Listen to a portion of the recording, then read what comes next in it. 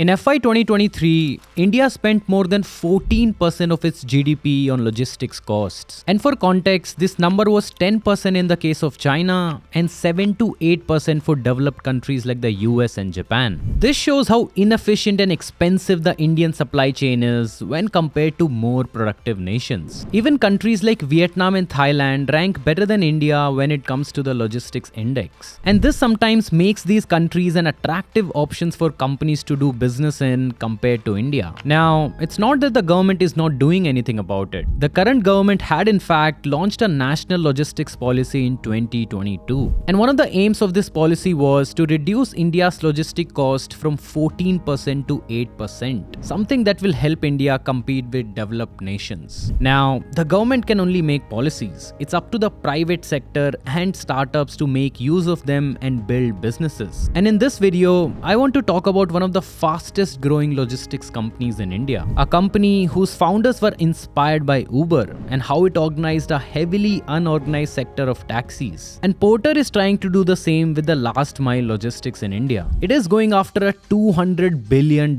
market. And in this video, we'll talk about its origins, struggles, and big future ambitions. To understand Porter, we first have to understand the problem it is solving: intracity logistics. It is basically the transportation of resources inside a city. So, if you as a business owner or a regular customer need to send a package to someone inside the same city, it is called intracity logistics. And the thing about logistics is, it determines how efficient an economy is. So, the cheaper and faster it is to move goods inside a country, the more productive it is going to be. Something that I talked about earlier in the intro. In 2024, 90% of India's logistics sector is still unorganized. And this situation was even worse 10 years ago, before two college friends from IIT Kharagpur decided to start Porter. And the problem they were trying to solve was this. Let's say you're a small business owner in a city like Bengaluru, and you want to ship your product to your customer. The first thing you would do is pick up your phone and dial all the logistics companies in your area to get a quote. Now, many of these delivery guys won't be available, and even if you get someone, they will charge you a bomb. And the reason for this is that because the sector was so unorganized, these delivery people would only get 1 to 2 deliveries a day, and hence it became expensive. You then negotiate with them and agree on a price. But then there's another issue: tracking. Since this arrangement is just over the call, you'll have to continuously call the driver and track your package. So firstly, it was hard to find a driver, then the rates were too expensive, and on top of that, the delivery was mostly not on time. This is what you had to deal with as a small business owner. And the story is very similar if you're just a customer and want to move any package to your friend across the city. Companies like Delivery tried to solve this problem for intercity logistics, but no one solved it for intracity. And this problem which I just explained was very similar to the problem of cab booking at the time. You had to go through a similar process before Uber came in. And this is precisely what inspired Uttam Digga and Pranav Goyal, the founders of Porter.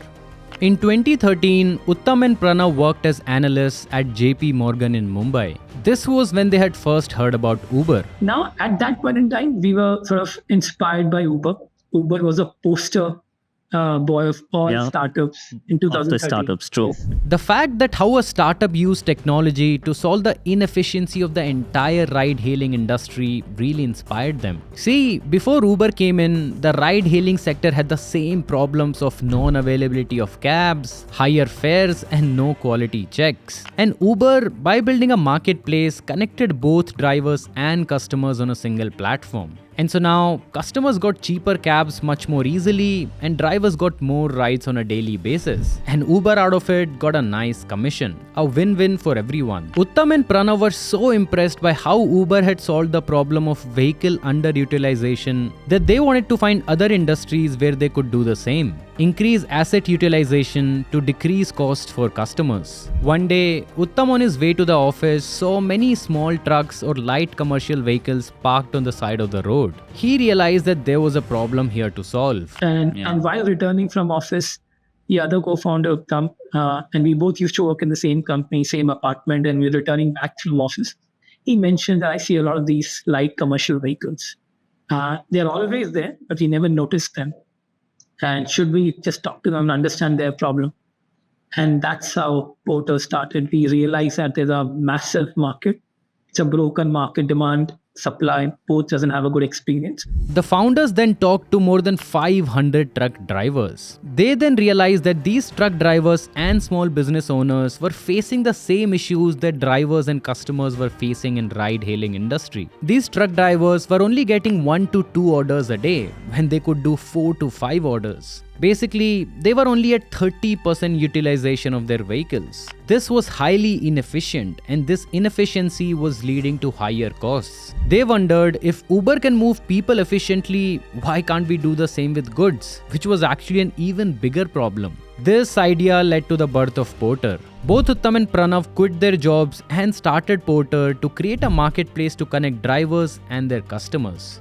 In the beginning, it was just Uttam and Pranav, and so they divided the roles between themselves. Uttam would go onto the field to onboard truck drivers, and Pranav would get on the call with small business owners and anyone else who needed trucks to move their goods. And once Pranav would get a lead from the customer, he would then connect him with the truck driver. In the early days, they were doing this just with a phone and Google Sheets. There was no app or algorithm which matched the drivers with customers. But once rows in the Google Sheets started getting longer, the founders realized that it was not sustainable, and they needed a third co-founder who could build the tech for them. And so the duo brought in Vikas Chaudhary, their third co-founder. Pranav had met Vikas when he was in Kota preparing for his IIT exams. Later, while Pranav went to IIT Kharagpur, Vikas had gone to IIT Kanpur. And so now, Vikas was tasked with building their technology platform, and Uttam and Pranav continued to build the supply and demand side of Porter. And what's interesting is that when they started Porter, their only pitch was, book from us, we are 20% cheaper.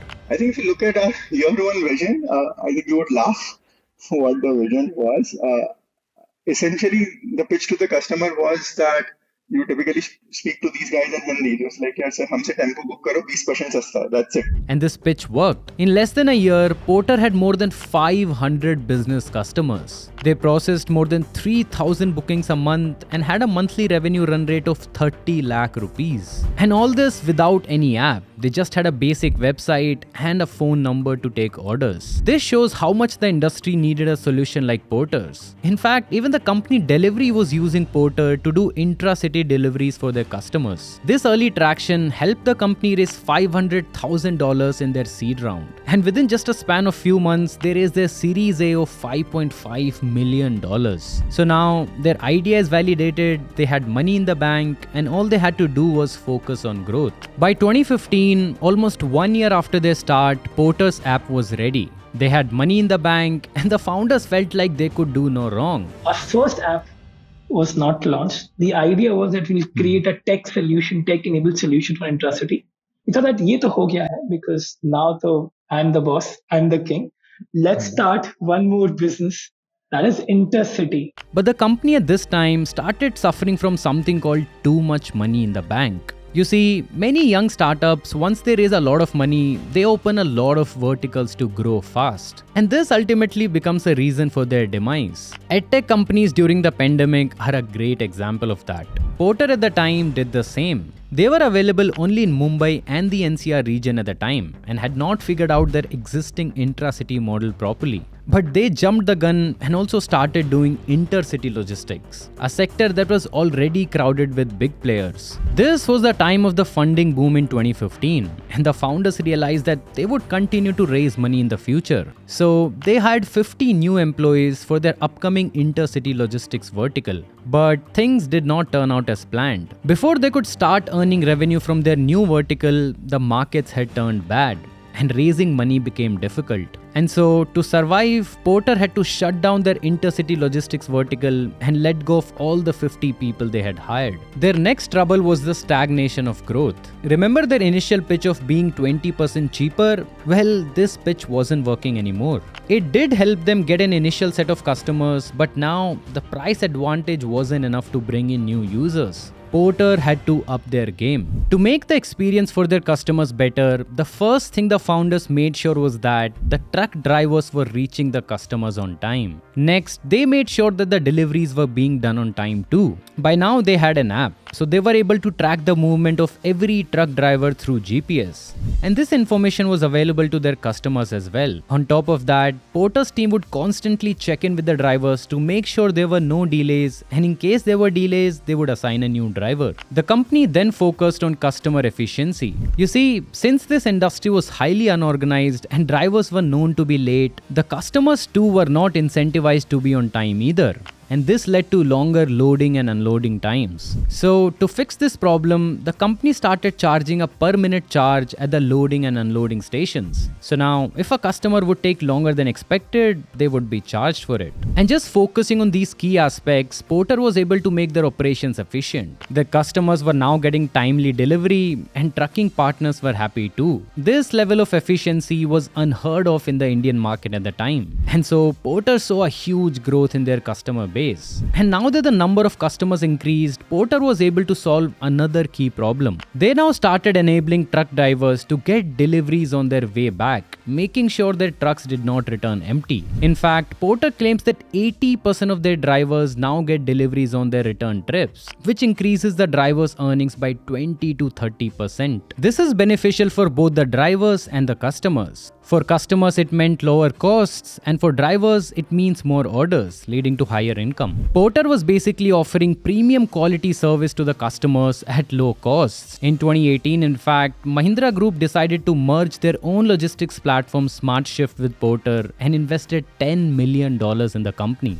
After becoming the biggest player in truck deliveries, Porter launched their two-wheeler parcel delivery service in 2020. And in just 2 years, they had beaten Dunzo in Bengaluru, a company that had been in business for 8 years. Since then, Porter has raised more than $100 million in funding, relaunched their intercity delivery service, and expanded their presence in 20 plus cities. In FY23, they earned 1,750 crore rupees in revenue. And despite this huge scale, what's truly impressive about Porter is their quality of service. Just look at their ratings on Google Play Store. More than 6.5 lakh people have rated their app, and they have a 4.8 rating. The experience of people is overwhelmingly positive. We in fact did a short about them a while back, and the comments were full of positive experience of people who use their service. Sure, there could be some negative experiences, but for a company at this scale, the quality of their service is truly something for other Indian startups to strive for.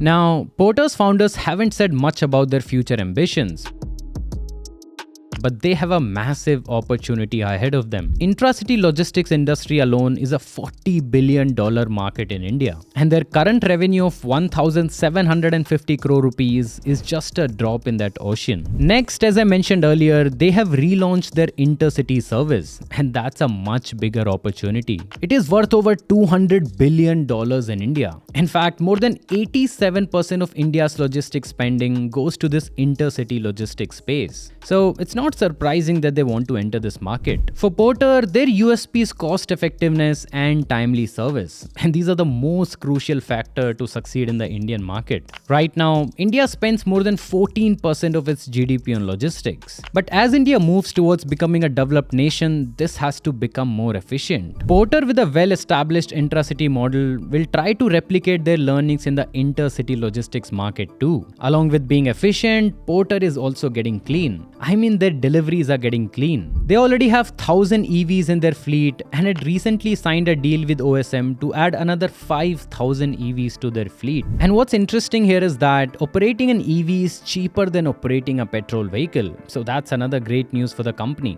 Next thing that I feel could be a great opportunity for Porter is drone deliveries. And before you dismiss the idea, you should hear me out. Drone deliveries are already becoming a reality in countries like the US. Google's Wing, for example, has completed more than 350,000 deliveries. Another startup, Zipline, they recently completed 1 million drone deliveries. And even though India is at an early stage in drone delivery, we still have a lot going on. Just recently, Zomato-owned drone delivery startup Tech Eagle completed a 47-kilometer long journey to deliver medicines in just 34 minutes. This was done in the secluded hilly regions of Uttarakhand, a journey that would have taken 4 hours by road. And we have been talking to the founders in the northeast regions for our videos, and one complaint they usually have is the lack of road infrastructure. This leads to longer delivery times in these regions, and for companies like Porter, this is a big opportunity to put drones to use. In the end, I just want to say that the journey of Porter has just started. As the GDP of India grows, logistics companies like Porter will be the direct beneficiaries of it. And someday, I want to see an Indian company like Porter in the league of logistic giants like FedEx and UPS. Let me know in the comments what Porter needs to do to get there, and also what has been your experience using its services. Good or bad, write it down, and I'll see you in the next one.